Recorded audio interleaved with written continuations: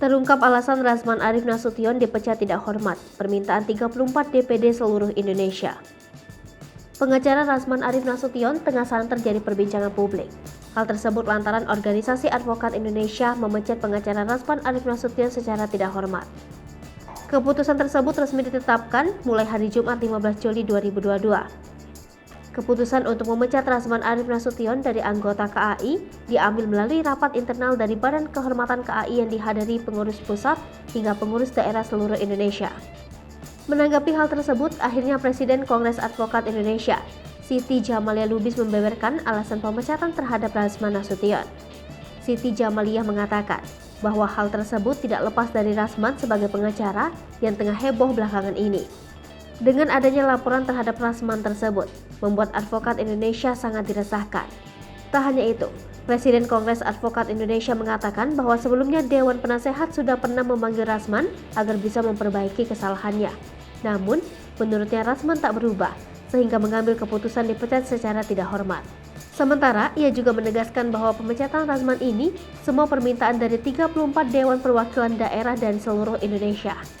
Seperti diketahui, Rasman belakangan dikabarkan merayu kliennya Iklim Hakim untuk menjadi istri ke-8. Belum lagi perseteruan Rasman dengan Denis Carissa dan Iklim Hakim.